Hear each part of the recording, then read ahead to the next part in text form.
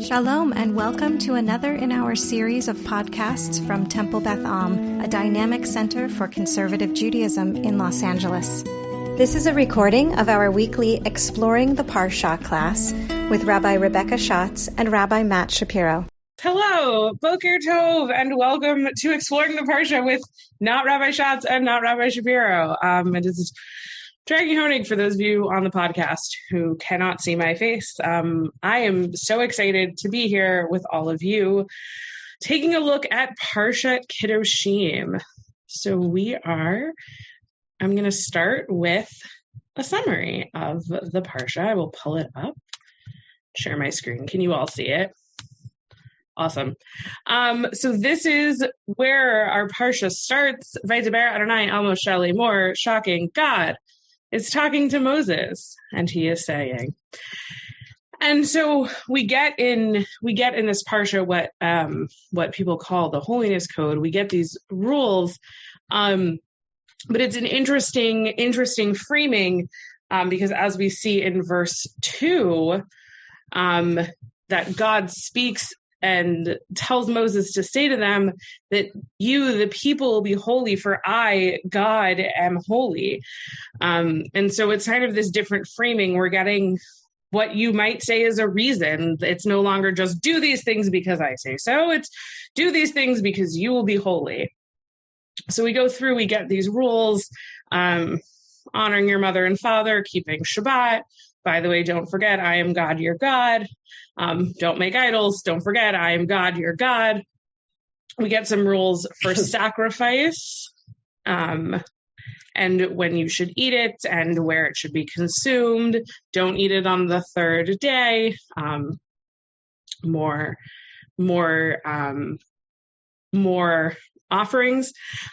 This Parsha also, when I was going through it, is so challenging because there's just so much good and juicy stuff. And I think you could teach for the year on this Parsha and not quite get into all of it.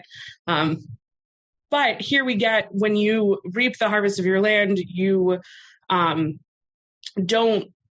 take all of the corners. We get into leaving the corners of your field for poor people. Don't pick your vineyard bare or gather what's fallen. Leave it for the poor and the stranger. I am your God. And so all of these rules are now being connected to holiness and to God in a very direct way that's different than what we've sort of seen previously. Don't steal. Don't lie. Don't take God's name in vain. So we've sort of got this stating of the 10 commandments. Don't defraud your fellow. Don't rob. I love this. And again, like I could have easily taught on this. The wages of a laborer shall not remain with you until morning, paying people on time. Don't insult the deaf. Famously, don't place a stumbling block before the blind. Don't be biased in judgment. Don't favor the poor or the rich. Judge fairly. And so we've got all of these rules. One more verse. We'll keep going. Do not deal basely with your countrymen, and do not profit from the blood of your fellow. So we've got all these rules, and then we're going to come to 19:17, and this is the verse we're going to focus on today, so I'll read it in Hebrew and then in English. Lo tisna et achicha bilvavecha, chokeach tochiach et amitacha, velo tisa alav chet. So don't hate your brother in your heart, or your kinsfolk, as it translates it here. JPS says reprove your kinsmen. I would say, you should definitely rebuke. We use the word tochacha often in English. Rebuke is a great word. Your fellow, and do not lo tisa alav chet. Do not put upon him sin. Or do not put upon yourself. It takes this translation as a reflexive. It's a little harder to see that in the Hebrew. It's an ancient form, but it's there. Incur no guilt because of him. And if you see this little C here, the JPS is a little uncertain of what it's saying. So that is our verse we're going to talk about. And I'm going to stop the share, and I'm going to open it for Kushiyot. Who's got some questions? Can you put it back on, Jackie, so we can see it? Yep, that I can do. There we go. I saw a hand, and then when I started sharing, I had Karen. Incur no guilt because of him. What does that mean? It's a great question. This word chet is specifically related to the guilt offering. So it might be a type of sin. Don't take on yourself this particular type of sin that would require you to bring a guilt offering. It might be something else. I believe one of the commentaries I brought speaks about it, but it's a great question. What does it mean? Also, I think there's the two parts of the question. I think one is, what does this word actually mean? And then the other thing is, what does it mean to not take a sin? And so I think we're going to talk mostly about that second one later. Elon. The verse says, Lo tisna et achicha bilvavecha. Why not just say Lo tisna et achicha? Why bilvavecha? What is the difference between hating your kinsfolk, just plain and simple, and hating your kinfolk in your heart? Yeah, that's a great question. What's the difference? I think for me, when I look at it, it feels like one is an action and one is a thought, which actually I think makes it more challenging, because to me, bilvavacha means don't feel it in your heart. Supposed to lo tisna is often, I think, used with don't. It's not the same word, but it to me brings out don't oppress the ger that's in your land. Don't hate feels like an action. Don't do this thing. But bilvavacha to me makes it internal and says don't feel this way in your heart, which I think can be really challenging. Of what is it when Torah tells us to feel something or not feel something in this case? Renee. Well, in response to that, I think for me, it seems like if it's when it says don't do it in your heart, that it's more of a pure hatred. You can just say the words off the cuff and say, oh, well, I hate you, but not really mean it. I think when they put in by bilavevecha added, I think it means that it's a pure hatred, and it's even more sinful because of that. Interesting. I didn't even think about that. I like that. And then you had your hand up before. You also had a question? No, that was it. Oh, great. Awesome. Okay. Mike. So I'm, if you are, this is not it's sort of like loving your neighbor. I mean, the opposite of that, or do not hate your kinfolk in your heart. I guess it is really confusing to me, because I am wondering how does one change their feeling? In other words, how do you approach somebody who you really they tell you something and you know that you're supposed to not hate them, you're supposed to love them actually, and yet they have a view or they hold something up as that you really hold in quite disdain, and it begs the question that I have of feeling and what's the Torah telling us? How do we separate our feeling from how we act toward that person? In other words, we're supposed to, in a sense, I guess, restrain ourselves, and so I think the idea of restraint is important here. Yeah, so I hear a number of things in what you're saying. So you come back to the question of thoughts versus actions, and how do we separate them? And also, how do we control what we feel? I think that's a really tough question. And 2A on that is sort of what does that mean for us that Torah expects us to feel a certain way?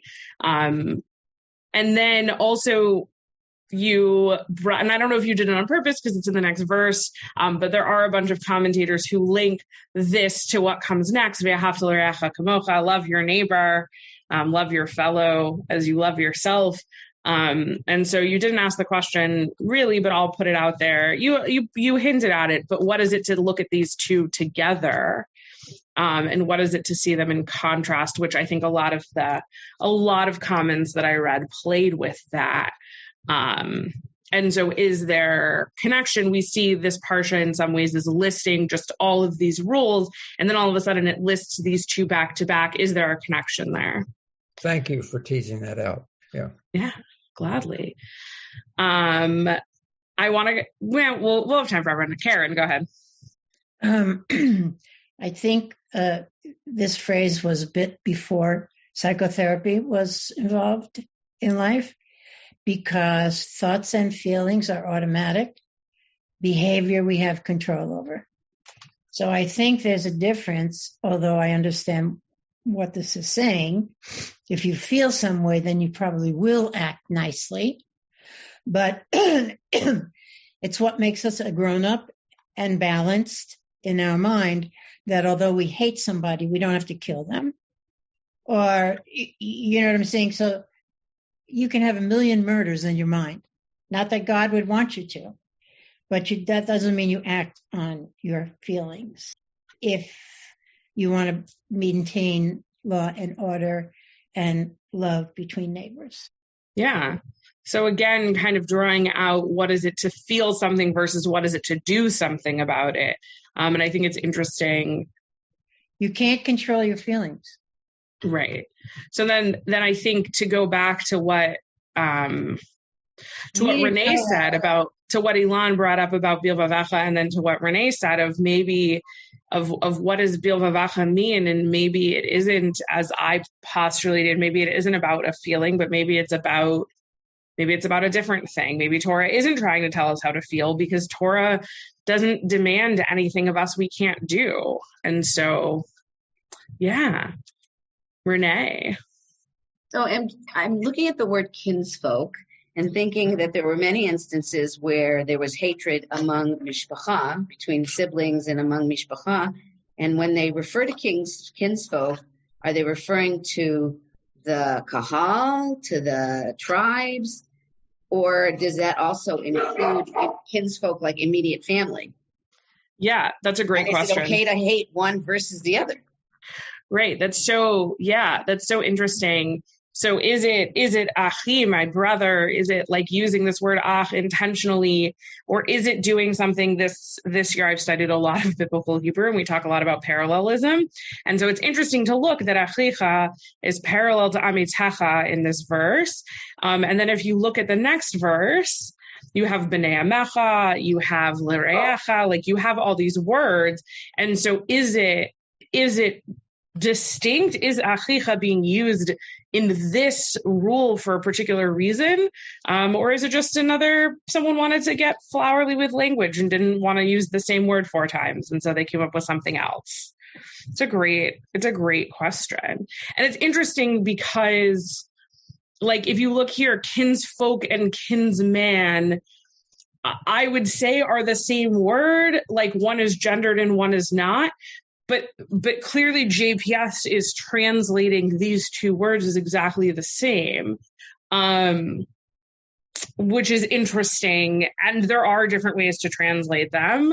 But then, yeah, I could talk all day about translation. But it is interesting. I think your question digs at something deeper of, are these words, these different uses of a word for somebody you know, maybe at a different level of relation, but is the use of different words telling us something about each of these rules? Yeah. Nancy. So I'm a little confused about the connection of the second part to the first part. So, like, is this, we're reproving or using words, right, to tell this person they've done something wrong, that's okay. And I mean, the thing they've done wrong is why we hate them, but we're not allowed to hurt them or kill them. I mean, yeah. Yeah, I love that question. So I will say it now, and this is perfect. I was going to say it after, just kind of shove it in, but this is perfect. I actually brought this verse because I actually wanted to talk about the second half of it. Like, I think this is fascinating. I think the concept of tochacha and rebuking your fellow and that you're obligated to it is so interesting. And so the question of why these two pieces together and are they related? And also, I think the question for me that you didn't ask is why this, or which comes first, the chicken or the egg? Do you rebuke them because you hate them? Do you rebuke them because you don't hate them? Do you hate them because you rebuked them? Like which direction does this, it could go in any order, right? If you hate someone, then maybe you're not likely to rebuke them because you think they're unchangeable. Like Mike said, if they hold this view that's so different than the way you walk in the world, maybe you're not going to rebuke them because you think they're unchanging and they're not worth it. Maybe if you hate them, you're going to rebuke them because it's easy to be like, hey, you suck. Get better if you hate them. Maybe like there's so many ways this could play out. So that's a great question. What is the connection that these two, and also they could have put a period in between. 17 could have been don't hate your fellow in your heart. And then 18 could have been rebuke your fellow. So what is it that the Torah kept them together? And yet the translation separated them. And translation separated them. Yeah. Translation often, I will say, though, is uncomfortable with how long sentences get in Torah. I will say also, as someone who often translates Tanakh, they're definitely run-ons if you put them in English. And especially here, because there's no transition words, so there's no like ands in any of this. Like it's one, it would be really confusing if we translate it in English. Don't hate your fellow in your heart, rebuke your fellow, and don't take sin upon yourself, like upon him. Like it doesn't quite, you need some sort of pause there. Translation is always a little bit inaccurate. But yeah, the translation did add periods, I think more for clarity though than making a particular statement. Denise. So I feel like, I don't know, in my life, I noticed that a lot of times feelings and actions kind of blur and one informs the other. So I feel like this is kind of speaking to that well, maybe if you're a therapist, you have clarity about what's a thought and a feeling and what you can control. But like as a civilian, it's kind of all a salad a lot of the time, at least for me. So to me, it was like the Torah is kind of acknowledging that in the way that it's written. But I don't know. And then about rebuke, this just popped into my head when people were talking about it. I don't know if this is true or not. So I do these mindfulness classes, and then once a month they said like a weekly email, what's available this week. And once a month they have a theme. So a couple of months ago, it was forgiveness. And they said, I really don't know if this is true, but it's cool either way. They said that there's in some village in Africa, all cool things come from random villages in Africa. When a person does something egregious, they're put in the town square. And then everybody has to come up and repeat to them, not rebukes of how terrible they are, but part of their process is every single person in the town has to come up and tell them good things about themselves, good things that they've done, positive experiences, all this kind of stuff. And the idea is, for the person to kind of have a better impression of themselves and sort of live up to who they can really be. But when we're talking here about like not hating people in your heart and having that be the framework of tochacha, it made me think of that true or not African example. It's so interesting. I love the fact that the way you phrase that just like sparked something for me, that don't hate your fellow is the framework for tochacha. Like that's such an interesting, and I think that speaks to what Nancy, I think, was talking about, that these two go together. And what if, I love this. I spent a whole bunch of time prepping for this class and I've heard this before, but what if when we're rebuking, like maybe these go together, because the thing we have to remember when we do this tochacha that's necessary is that we have to do it from a place where we're not hating someone, that it has to come from a place, dare I even say, of ve'ahavta l'reacha kamocha, but it for sure, at a minimum, has to come from a place of not hating someone. And that's so interesting to use that as sort of the framework of it. I really like that. So interesting. Mike. In what you're saying, not from a place of hate. I'm just going to read in Eitz Chaim. It says, "Reprove your kinsman." And the commentary says the sages forbid carrying reproach to the point of embarrassing someone, thus incurring guilt because of that exchange, something that is forbidden by Torah. The obligation to reprove is limited to cases in which one has reason to believe that the reproof will bring about a change in behavior. It should always be, and they use the word, a loving rebuke, never an occasion to belittle another for an errant behavior. Yeah, I love that. I think I brought something that sort of speaks to that. But yeah, the rabbis, Chazal really speaks to how do you rebuke your fellow, and how do you do it in a place. They use this phrase that I love. It's I have it. I brought it in Rashi, and we'll get there, because I'll bring that first once we finish, because I think it's so interesting. So interesting the way that they phrase it. I love the phrase that they use. Anyone else have any other questions? Any kushio? Particularly, we talked a lot about the first half, but any other thoughts on, before we dig into it, with some spoilers about this question about chocheach tochiach et amitacha, like this tochacha idea. Okay, awesome. I'm going to stop sharing for a minute unless I can swap. Hold on. Hang on. I promise I know how Zoom works, and I also, oh, that worked. Can you see this now? Great. Hold on. I can't see it well enough. Okay, awesome. So here, okay, so this is what I brought from Rashi that I really love. Lo tisa alav chet, lo talbim et panav barabim. So Rashi's asking the question about this last piece that someone else asked. I don't remember who, but someone else asked, like, what is it to not about chet? I think it was Karen, was it you who asked about this last bit? Yeah.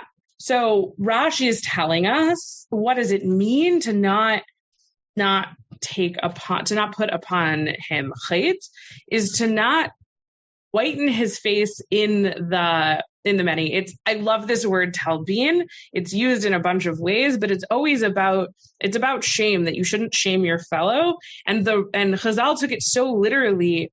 It's about making it comes from the word lavan, like to make white, that you shouldn't cause someone, like you shouldn't cause the color to drain from their face because they're so embarrassed. Which I just think is a fun phrase. I also think it's interesting because nowadays we associate shame with like turning red. And so it's like an interesting that they went the other direction with it. But I think that's really a fun one. So that comes to Mike's point. And then, I put the verse second. That makes a lot of sense. Hang on, sorry. Hang on. Okay, this is the one. Sorry. It's weird because normally there's like someone else here that can like riff while I'm scrolling, but it's all me today. So, okay. So this is from Yevamot, from the section of the Gemara that talks about Yibum, about levirate marriage, but really, as we know, Gemara talks about whatever it wants to talk about. And so here it talks, Rabbi Ilya said in the name of Rabbi Elazar, son of Rabbi Shimon, just as it is a mitzvah for a person to say that which will be heeded, so heeded, Heeded, in case you need to know, so is it a mitzvah for a person not to say that which will not be heeded. And Rabbi Abba says, it is obligatory, as it is stated, do not reprove a scorner lest he hate you. Reprove a wise man and he will love you.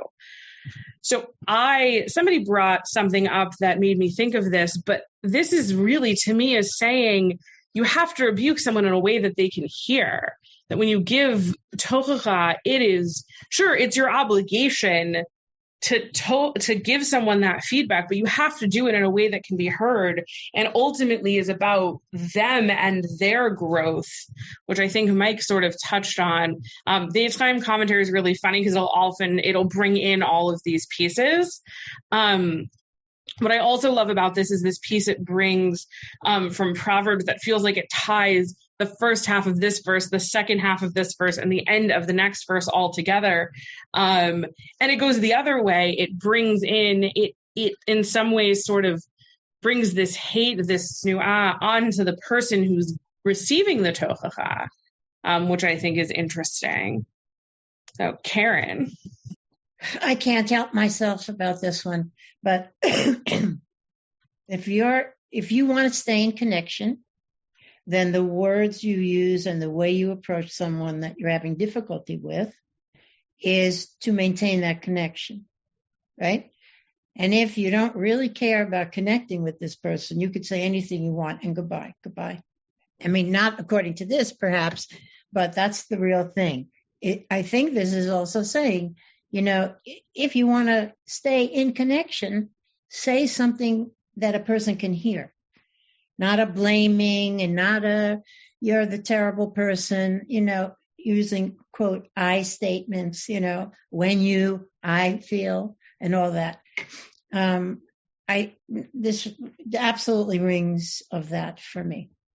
Yeah, I love that. I think that's, and it's interesting because all of this is done with all of these relational words with achicha and re'echa, and all of these relational worlds, implying that these are people that you're in relationship with. It's not telling you go out and rebuke the Ammonites or go out and rebuke the Moabites. Like, you can leave that to the prophets. They'll go out and rebuke all the countries of the world, but it's up to you to rebuke your fellow that you're in relationship with. And then I love that the Torah just leaves it there, but then clearly the Gemara and other commentators want to tell you how to do that so you can be in relationship with these people. And it's hard. It's hard to give feedback. So, Renee. When I read it, it had me thinking of, what we tell little kids all the time. If you don't have something nice to say, don't say it. Yeah, which I think is interesting because I think here it's not saying that. Like, Zafka, it's not saying if you have nothing nice to say, don't say it. It's saying if you have nothing nice to say, you still have to say it, but you have to figure out how to say it so you can be heard. Right. Say it in a way that the person will hear you and not feel attacked. Right, which is so interesting. It's interesting that you say that the person doesn't feel attacked, because again, we're talking about feelings and how do you regulate what someone feels. But at the same time, there's a general sense. I mean, there are certain things that if you say certain things that across the board, it's going to be not a nice thing to say. Right. The general likelihood it will affect people in a negative way. There are generalities that we can say that we know will affect people in a negative way. Sometimes there's also specifics depending on how well we know the person. If we know, for instance, what pushes their buttons, we could dafka say something that we know is going to push their button, which is also not a good thing. Yeah, I'm only laughing because I definitely have those friends in life where I'm like, I know exactly what I could say right now to push you over the edge, and you're really annoying, and I would really like to do it, but I probably shouldn't. Right. And it's interesting because, again, I would imagine, so I'm an only child, so I don't know, but I would assume that your siblings really know how to push your buttons. And if we want to go back to what you said earlier, Renee, of what is the implication of achicha, I'd imagine those are people in your life who really just know how to get you and how to be like, I don't like when you put your pinky toe over the line. That's my side of the room. Keep your pinky toe on your side. And the same in the positive direction also. Those are also going to be people that, because they know you better and they know what your buttons are, they also know what your good buttons are. They also will tend to be the people that can make you feel better if you're feeling icky. For sure. That is, so I will say that is also one thing that I miss very much with my brother having passed away. That's one thing that I really miss, is not having him there to pull me up when I need it. Yeah. And I think that comes to a little bit the fact that this verse is sort of in partnership with Ve'ahavta l'reacha kamocha, that you love someone as you love yourself. And I wonder, this isn't what I had intended to talk about, but I wonder if that is, and there's all sorts of questions. What is it to love someone as you love yourself and all of that? But what if it's what if it's the knowing someone the way that you know yourself, and taking the time and the care to get to know someone and find out what their good buttons are, which is such a funny phrase. And I love that. But like that, I think is part of it, is getting to know someone. And someone else had a hand up that then went down. Everybody moved again. Okay, great. Okay. Any other thoughts on this particular text? Great. Okay. Hold on. Let's see what else is on here. Okay. So this I think is really interesting. So I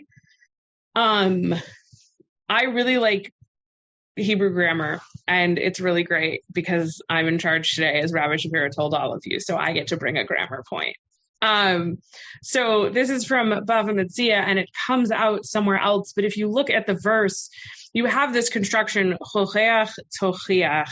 It could have said like one or the other, because lo tisna is one word. It gives you the verb once. It says don't do it.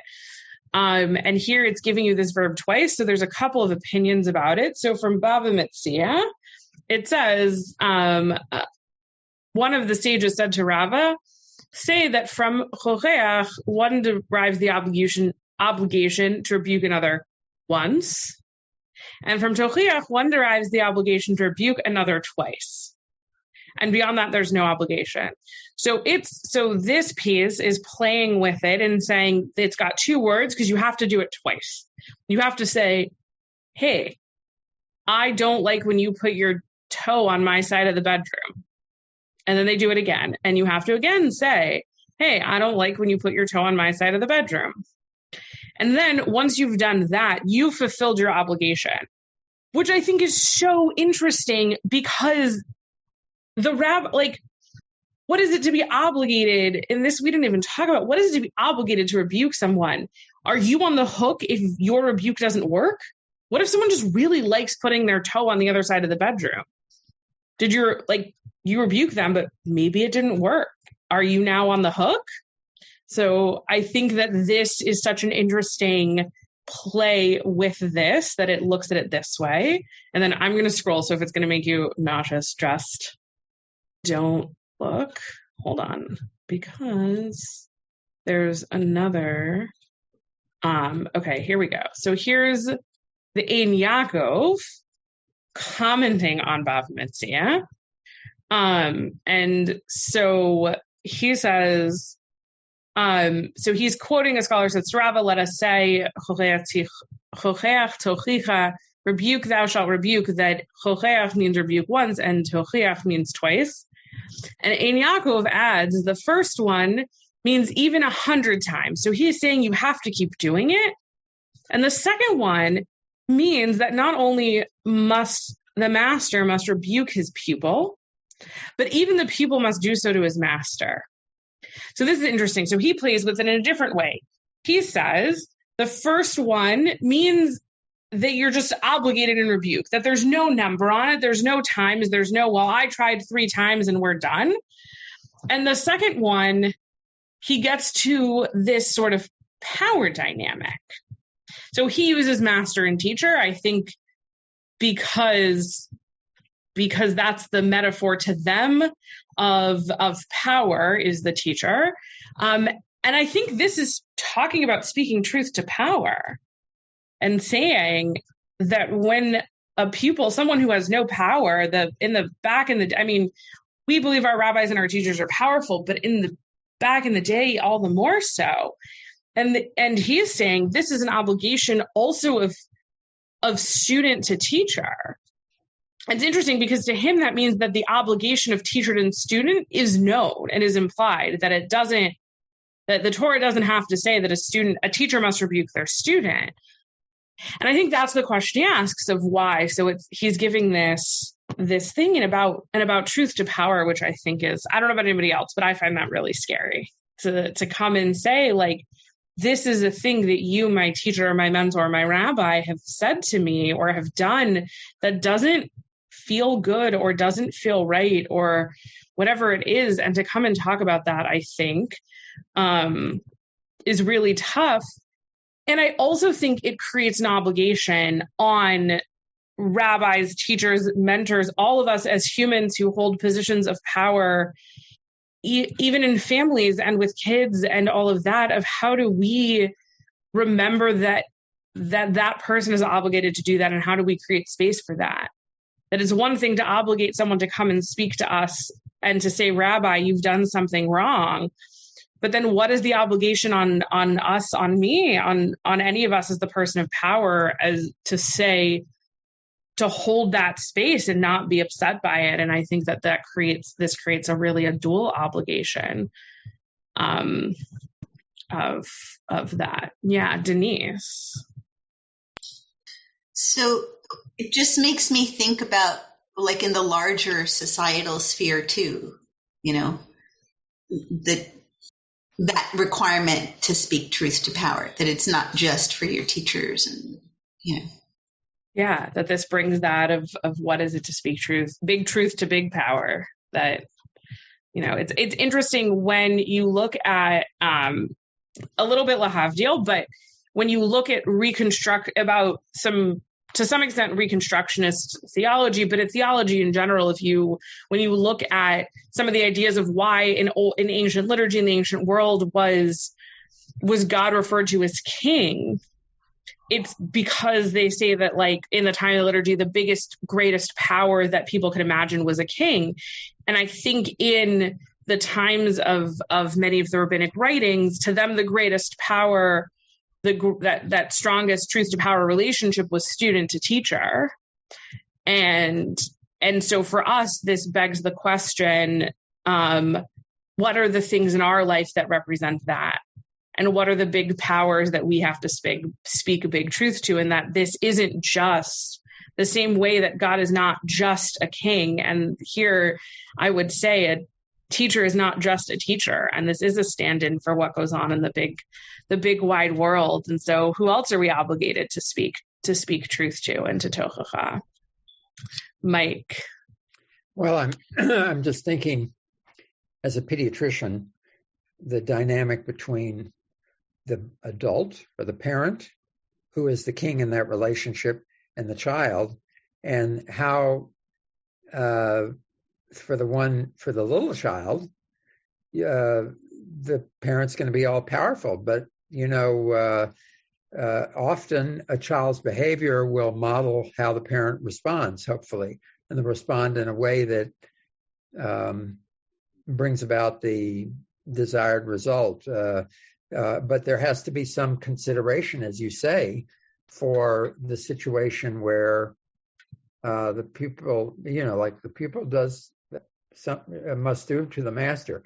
I mean, the parent has to consider that and make adjustments, either by it's a constant give and take, or in an older child, parents have to think more, they have to consider and sort of, it's a dynamic relationship. In much the same way, I think people get into positions of power, be it, it could be rabbis, it could be a rabbinic school, it could be political.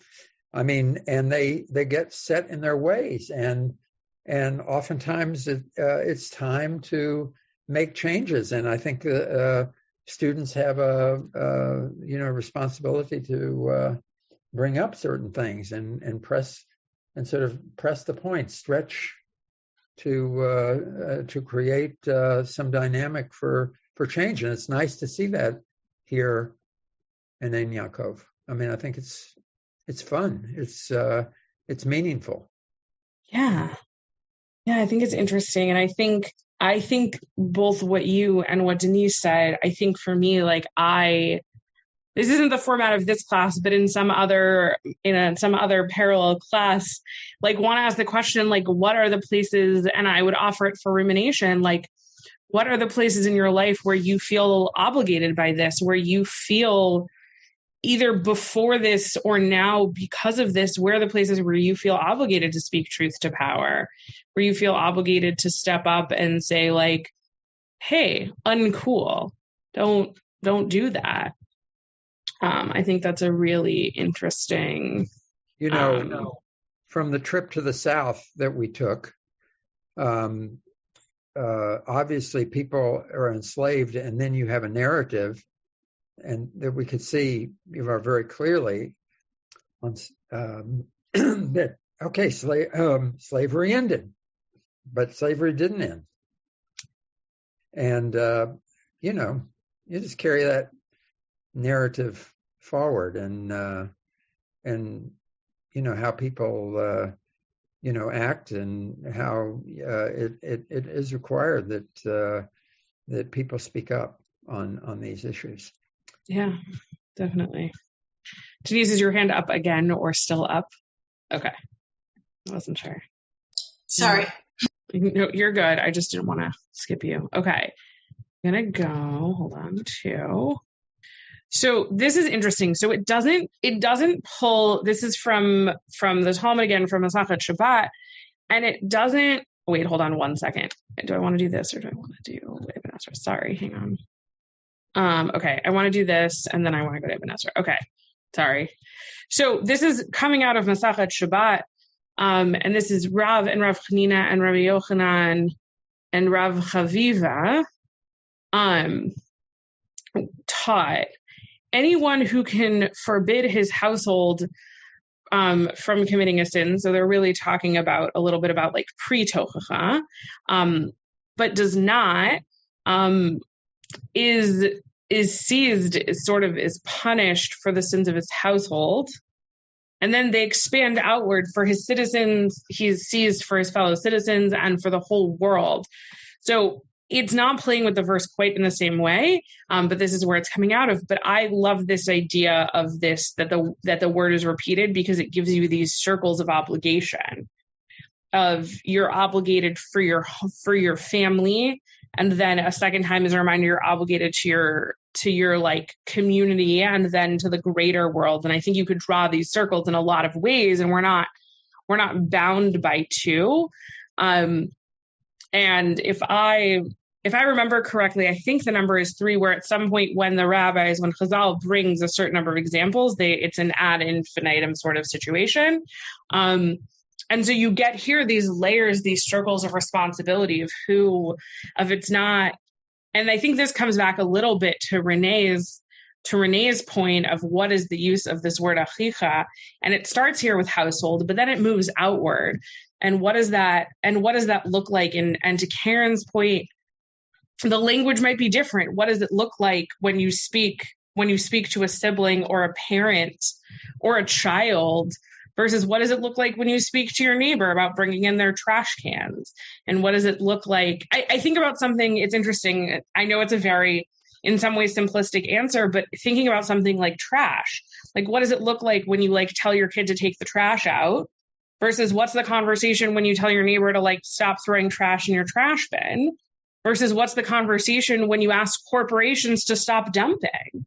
Like those are all the same sort of rebuke. The rebuke is like, put your trash where it belongs, but they all look so different. And in what ways are we obligated in them? And and this is saying we're obligated in all of them, that it's not just enough to like tell your kid to take out the trash, or tell your kid they missed trash day again, so take out the trash. It's not enough to tell your neighbor, like, keep your trash in your own trash can. And you really have to go all the way. And I think I don't know how that sits for people. Does that feel good? Does that feel too big? Like, what do you think? Denise, and then Karen.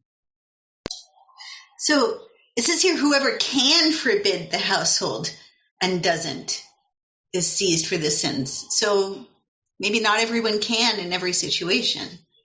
Yeah, the Hebrew is Misha Afshar, so for Kol Misha Afshar, so for anyone for whom it is possible. Yeah, so it brings in that only if you can sort of thing, which I think, in some way, go ahead, Denise. It can stretch us, you know what I mean? Because sometimes we feel like we can't, but maybe we can, or we can do a little, or, you know. Yeah. But at the same time, you know, sometimes you just can't.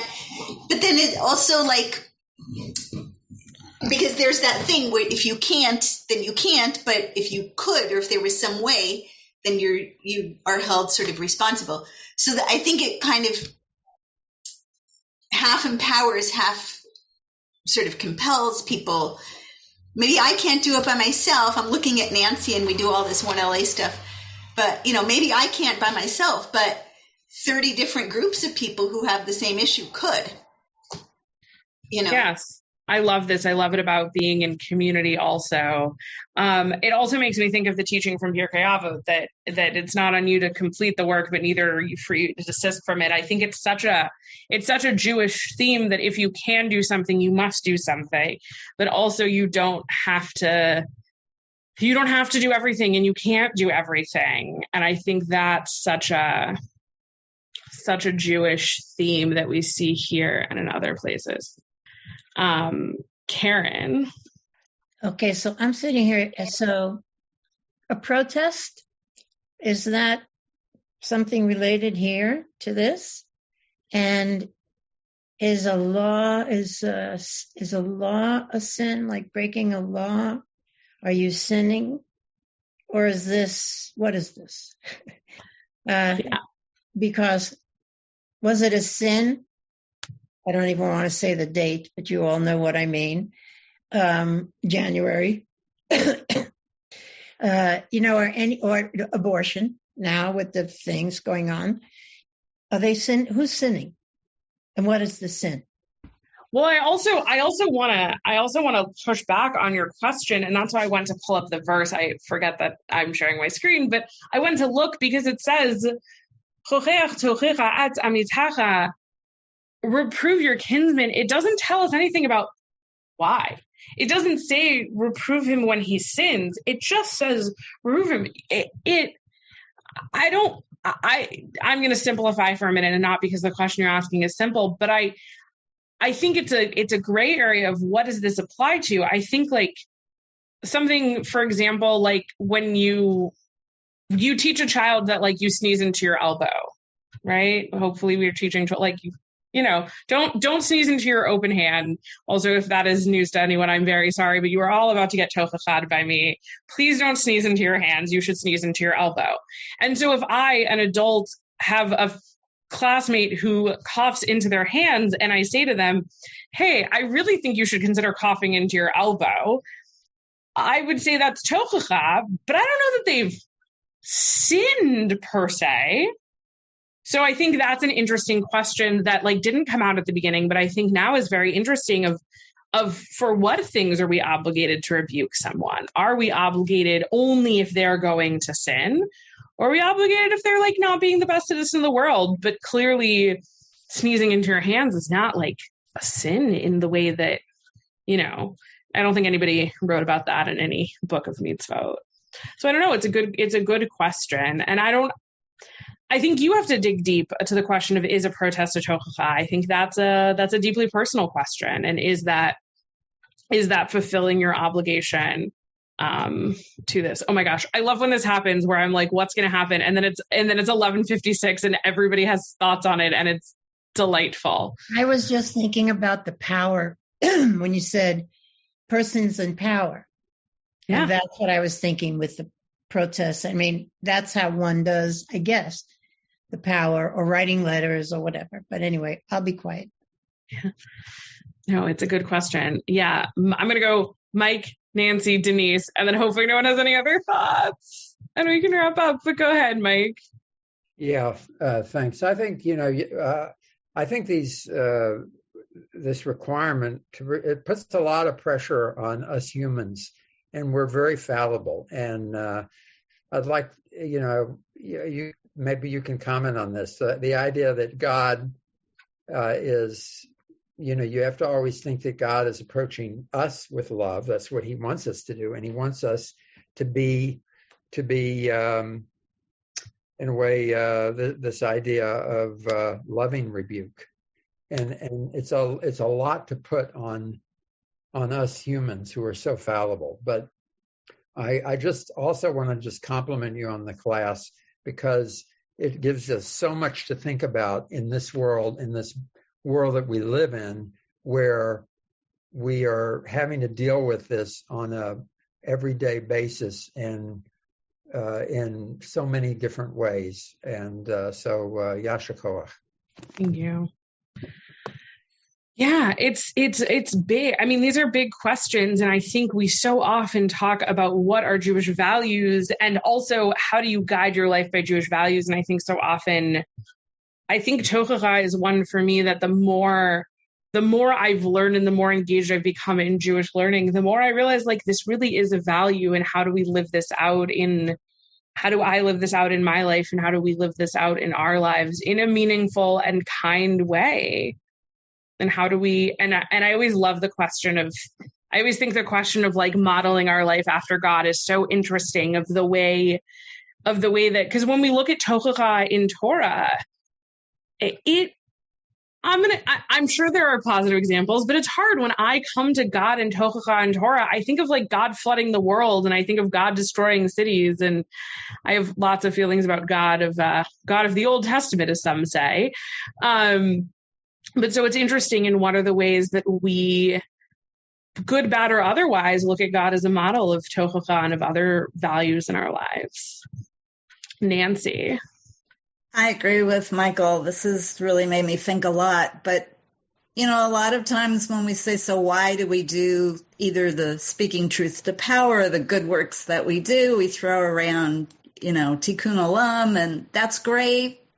But that doesn't feel quite like the obligation that this is. So this is really interesting that here it's my obligation to do this, as opposed to, well, it would be really nice. I also think it's interesting in comparing it to Tikkun Olam, because this is not Tikkun Olam implies fixing. It implies that there is a tikkun. And there are lots of ways that people look at the word tikkun and what does it really mean. But ultimately, Tikkun Olam is an outcome, and you can't guarantee an outcome. But this is the obligation of the input. And this is saying, and I think it could be, and somebody said it before, it's empowering to say that like, you can't rest on your laurels, but you can know that you fulfilled your obligation by starting the conversation. And that I think it can be really empowering, as long as you don't use it to then rest on your laurels. But it can be empowering to say, like, I fulfilled my obligation because I started a conversation, even if the outcome isn't the tikkun we're looking for. There was meaning in that, and there was Jewish living our values in that. And I think that's important also. And I really appreciate that you brought that. Last one, Denise. No pressure, though. It just happens to be last. It's not a wrap up. I'll put the bow on it. Don't worry. Yeah. So when you say, a couple of comments ago, you were saying, how often do you comment, or kind of where do you draw that line and stuff? And I thought, well, maybe, okay, this time I'm going to remember to take my hand down. Maybe that's what is juxtaposed with V'ahavta l're'echa kamocha, of like, do it with love. Like, don't drive people crazy.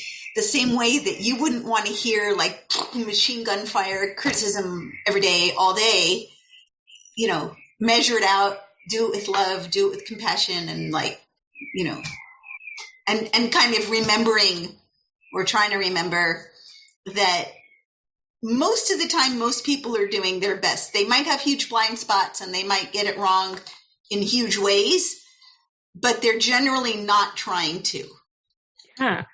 Yeah, I love that. It's also the perfect transition into the bow that I am going to put on it, courtesy of Rabbi Matt Shapiro emailing me very early this morning. And he sent me an article that I really like, and it brings the question: is this a random list, or is the Parasha of Kedoshim just all these rules thrown together, or is it a particular reason? And so this answer brings Ramban Nachmanides, explains it is the way of haters to cover up the hatred in their hearts. So he's connecting these, and then he says that it's a logical flow, and the writer offers this translation, which interpretation, elucidation, translation is pretty loosey-goosey here, but offers, do not push down your hatred or it will infect your heart. Instead, rebuke your neighbor if he is acting unjustly. By actively speaking out and entering into relationship with another, you will no longer be tempted by revenge or clinging to grudges. at the end of this process, you may just find that there's nothing left to do but to love your neighbor as yourself. And I also do agree with you, Paula. I have so many feelings about this week in particular, but I love this, that it's really that ultimately the purpose of this is bringing people into relationship with each other, which I think is so powerful. So much of this semester in school, I've been studying Kabbalah, and which is just like this whole fun theology. But it's about Kabbalah particularly is about relationship with the divine. And so much of Torah is how to be in relationship with the divine. And here it's teaching us how to be in relationship with each other.